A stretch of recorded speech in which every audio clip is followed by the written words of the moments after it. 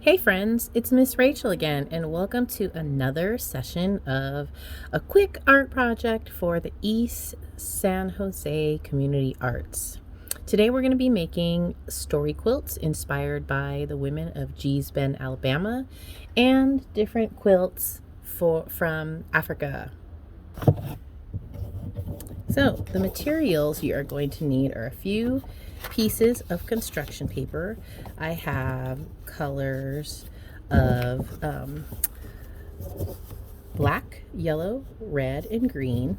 And so in African culture, these colors represent different things. So the green represents the lush land of Africa.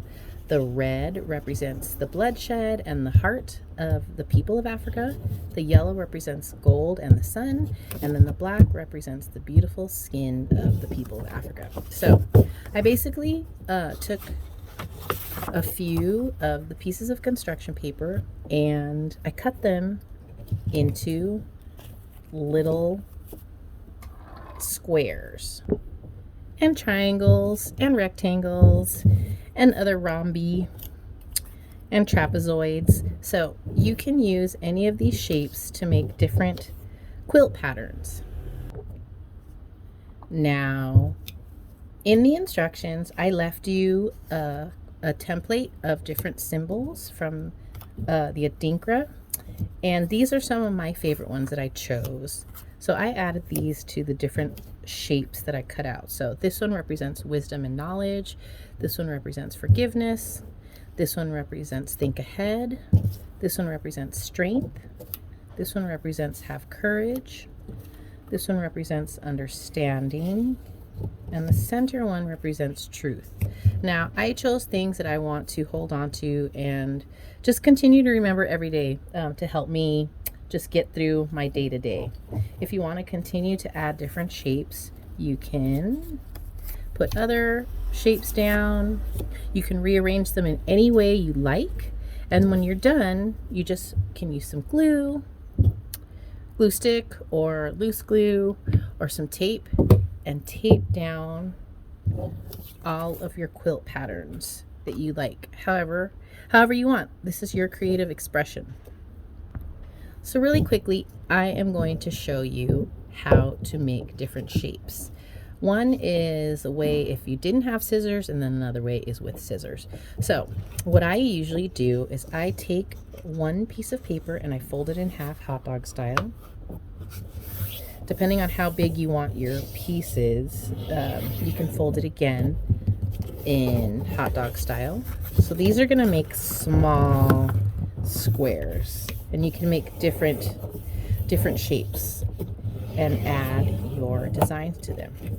So I folded this up, and now I have 4 pieces. So what I'm going to do is just take one strip.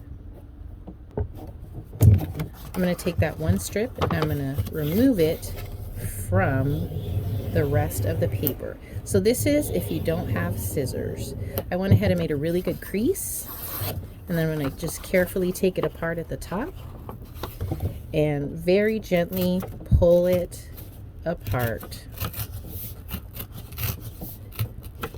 so that I have one strip. Now, if it's easier for you to use scissors to go ahead and cut the straight line that you made by folding, you can do that also. The next thing that I'm going to do to make different shapes is fold my paper. So I'm going to take this bottom edge here and I'm going to fold it up to meet the right hand side edge here. So I folded it up, and when you fold it, I have a right angle here. It's a triangle. Now, what you can do is cut this triangle that's folded, and then if you open it, you will have a square, but you can also cut this in half and have 2 triangles.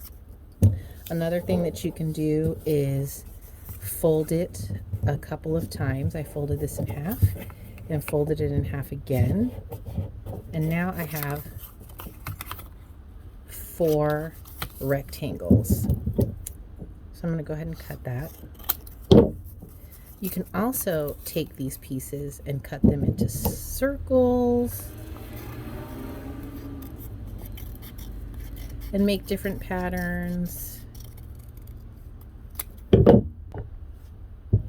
So now I have a couple of extra shapes that I can add, and I can put more symbols. If you have certain symbols that you like to use also from your culture, you can do that. Maybe you can do like a Japanese kanji symbol, or an Aztec glyph, or an Egyptian glyph. This is, you remember, this is your quilt, and you're going to look at it every day, and you're going to remember the important things that you want to carry with you throughout life. So thanks again for joining us, and we hope you had a great summer, and we'll see you soon. Take care.